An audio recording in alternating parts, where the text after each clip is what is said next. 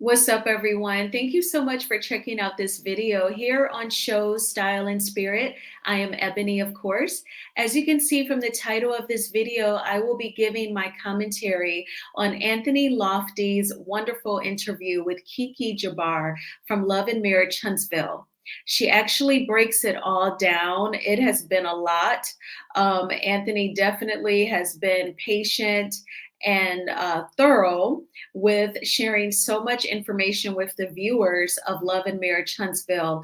And this entire situation, it is deeper than the ocean.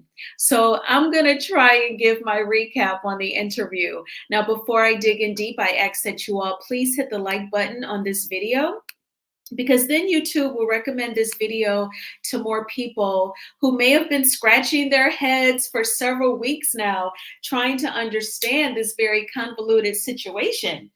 And, they could also enjoy TV show recaps, and they love to hear the celebrity gossip, especially concerning the cast of Love and Marriage Huntsville. And if you have not already done so, please subscribe to Show Style and Spirit. I would love to have you.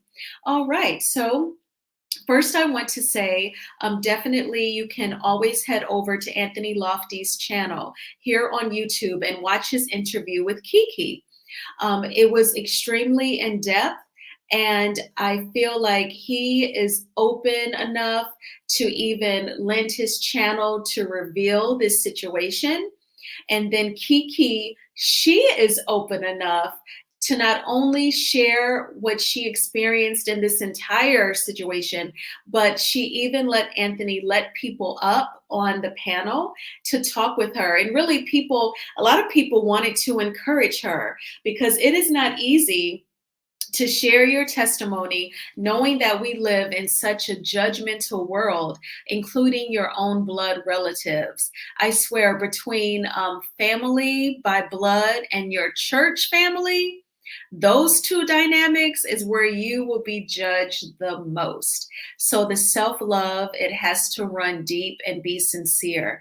And those are just the messages that come to my mind whenever I see Keke's face and I hear her speak.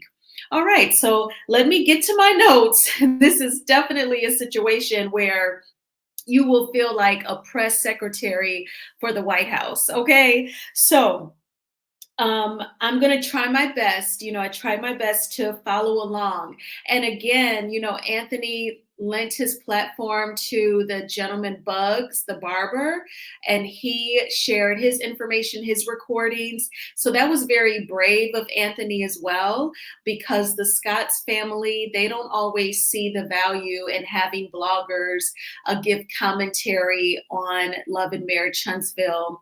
They pretty much take opportunities out to say really mean things about bloggers, and they want to hide, their reality. All right. So, and I always feel like the Scots, you could even say, like, yes, we're dealing with things financially. Not only is it stressful and it's embarrassing, and that is your storyline, that is your reality. But I can tell Marceau and Tisha's brains are like concrete. You cannot get anything in there. But anyway, let's go ahead and get started. So, in my notes, I have that Tisha approached Keke asking her if her makeup artist was spreading rumors about Tisha's makeup artist being intimate with Marceau. Okay, in my opinion, that is very key. That is the source, that is the core of all of this. This entire situation is Tisha approaching her cousin Keke, asking her if Keke's makeup artist is spreading rumors about Tisha's makeup artist being intimate with Marceau, allegedly. Keke then asked her makeup artist, I think her name is Brianna, and Keke's makeup artist explained that there was a beef between two of the staffers, which I believe may have involved Stormy's makeup artist, I think, but there was some sort of beef between two ladies. It turns out that the two makeup artists were accused of spreading the rumor. Keke's makeup artist, and again, I think her name is Brianna, and Kimmy's makeup artist, and I believe Tasha is her name. As a result, Kimmy fired her makeup artist, Tasha. As soon as the Scotts applied a little pressure to Kimmy, like your makeup artist may be involved in spreading this rumor, Kimmy just cut ties with the girl altogether. I don't even know if Kimmy did her own sort of investigation. The Stormy connection. Stormy allegedly told one of the staffers, look, I'm hearing that, you could be losing your job because OWN paid the makeup artist. It's not like the cast paid the makeup artist and that would be something that they could like write off on taxes or anything like that. From what I understand, allegedly, the makeup artist paycheck came from OWN, the OWN network. So Stormy got word that one of the staffers may have been getting fired. So she gave them the heads up. And that is all she tried to do. She just tried to look out for someone so that they would not lose that source of income. Keke never implicated Stormy. On one of the recordings, I think it was Keke's makeup artist, Brianna, who mentioned Stormy's name. Allegedly, Bugs, who is a barber, said that Stormy's makeup artist went to his shop to confirm the rumor about Marceau being intimate with Tisha's makeup artist. Tisha's makeup artist went to production to try and shut down the rumors. Production wanted the makeup artist to shed some light on it. So I thought at one point that Tisha actually went to production to try and get, more people fired. In my opinion, with her approaching Keke versus, this is your marriage, Tisha, this is your husband. Why don't you ask as many people as you want to ask on who started this rumor? Why don't you do it? It's your marriage. But she went to Keke like Keke is her bodyguard or her attorney or her public relations rep and asked Keke to get to the bottom of it. And then she didn't even have to apply as much pressure for Kimmy just to totally cut ties with her makeup artist. Now, what I want to say is that I also feel like Tisha played Keke because I feel like Tisha probably said to herself, well, I can kind of get a BOGO, a 2-for-1 out of this deal. I can figure out who is spreading this rumor, and then I can also make it a part of my storyline for season 6 of Love and Marriage Huntsville. Because she knows that Keke is human. She knows that Keke was going to get to the bottom of it. She knew that she would stand Keke up and not meet with her face to face to get the information that she asked for. And then she would bring it up on the show and be mad at her cousin and disrespect her cousin. And that would be Tisha's storyline. So she figured, let me get paid for my humiliation. I'm going to get to the bottom of the rumor. I'm going to use Keke to get to the bottom of it, because I'm not woman enough to even ask my own man, let alone the potential mistress who is doing my makeup. So I don't have the balls to do that. So I'm going to ask Keke to investigate for me. And then I'm going to make it my storyline.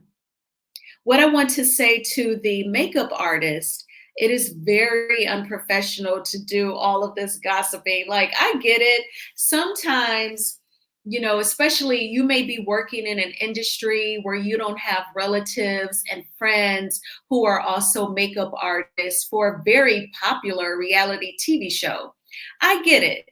I think a lot of us were probably the first in our family to perhaps be a journalism major, engineering major, go to college, work in a certain industry where nobody else did it, and you were busting the block. You were stepping out on faith. You had no other mentors in that same field. You were just following your heart. I get it. But at one point, do you realize, let me try and be professional. Let me not gossip. Because even if you have no other peers that are makeup artists for a popular reality TV show, you need to try and think like, let me not gossip. This is reality TV. I probably don't need to be in the middle of any drama. Let me just do these people's makeup and earn my paycheck. How about that? Or even if you ever call back home to mama or grandma and you start telling them about your job, and oh my gosh, grandma, this other lady, her makeup artist may be sleeping with her husband. It seemed like, anyone that's in these makeup artists' lives would say, well, baby, don't you go gossiping, you stay out of it. You know what I'm saying? Like, I can remember being younger, being an intern, interning in newsrooms, and people just telling me, go to work on time and have a good attitude. Like, when are these makeup artists getting told any advice on how to conduct themselves? And if I was Kimmy and I really adored my makeup artist, I would have said to her, this is a warning. And from here on out, you do not gossip about my sister-in-law and her husband's marriage. That is their business. It's unprofessional. If the other makeup artists try to bring you any gossip, you say that I said, your employer, that I do not want you gossiping about the cast at all, and you just do my makeup. Even if she wanted to micromanage, she may could even try and say, don't even eat your lunch around them. Don't discuss the show at all with them. Perhaps Kimmy could have tried to give her a warning first and some parameters before she just straight up fired her. But at this point, when it comes to Kimmy, I feel like she just does whatever her in-laws tell her to do. And, that girl probably, didn't really get any guidance or any further advice from Kimmy. And I think that sucks, because this was probably her first major job. And it's a huge job to be a makeup artist for a reality TV star. And it's a very popular show that is on the network that Oprah Winfrey founded. So I hate that the girl got fired. Everyone makes mistakes. So I just wish Kimmy had given her some guidance and a warning, even if it wasn't a verbal warning, but a written warning. And I would have explained that to Tisha. Like, look, Tisha, I really don't want to fire this young Black girl. She does a great job on my makeup. I'm sure she doesn't know. She may not have had any other corporate jobs prior. She's a makeup artist. She's artistic. Let me give her some advice on how to carry herself. That's what I think. And then, I feel like it was pretty cool of Stormy to call and give the heads up. You ain't even gonna see that in corporate America, baby. So for her to do that, I thought that was pretty cool of Stormy. And yeah, Tisha is giving puppet master in this entire situation. And then we know also from the interview that Keke said that the barber, he tried to recant after he was given the alleged deal to have the barber shop built. And we've even seen on a recent episode of Love and Marriage Huntsville where Tisha was allegedly getting an office remodeled for her broker shop to also share space with the barber shop. And then so now this gentleman, I believe he is, mad at the Scotts again, because I think that deal has fallen through. So, oh my gosh. But I would say I wouldn't want to record anyone. I feel like written contracts would suffice when you do business. Even if you set up an e-signature with DocuSign, that is still a contract. And definitely to the Bugs Barber, I would not use gossip, recorded gossip, as a way to take care of business or get anything done. And definitely not for like revenge, allegedly, if that's what the whole purpose of the recordings was. But yeah, Tisha is definitely giving puppet master. I think Kimmy should have probably tried to give the makeup artist a warning first before clipping her. And I think that was very kind of Stormy to give the makeup artist the heads up that she could have been losing her job. And Keke, thank you again for always sharing your story with us. I know that it is not easy because, again, we live in a judgmental world. And thank you, Anthony, for covering this. It involves so many people. And it's hard when it's several people who are all in the same position as makeup artists. It can make you feel dizzy. You literally have to take notes. So I hope you all had a great day. It was a busy work day. I went to the gym right after work, and now I'm here creating content. Oh, and I also saw where Anthony Lofties broke the news that Learic sold his house. Congratulations to Learic. I know that that is a load off of Learic's mind. I know that he is relieved. This entire situation with Learic, it's another reminder that some things that you deeply want in your heart, you have to wait for. And waiting sucks. I wish the church, like when people preach, I wish like, because I feel like it's okay if your faith sometimes it gets a little shaky or you get a little frustrated because that's life and that's real. So if I was a preacher, I would say, I know waiting sucks. I know it sucks. But you know, Learic had to wait and he had to be proactive. He had to get with the realtor, list the house, do the open houses, and then you have to wait for the right buyer. Hope that they truly qualify. Hope that they send in their financial documents in a timely manner. Hope that the appraisal appraises at the right number. You know, you have to wait and be patient and have faith. And he did. And also, y'all, this entire situation with Learic teaches me, and it should teach a lot of men out there, you know, all puss ain't good puss, okay? You need to meet you a quality woman who is hardworking. And, you know, it's not all about being materialistic or, you know, you just can't always fall in love with what's on a person's body between their legs. They have to offer much, much more. So thank you for that tea as well, Anthony. I hope you all are having a good night. Please hit the like button on this video. Please let me know in the comments what you all thought about this entire situation with these makeup artists, honey. And again, please hit the like button and please subscribe to Show Style and Spirit.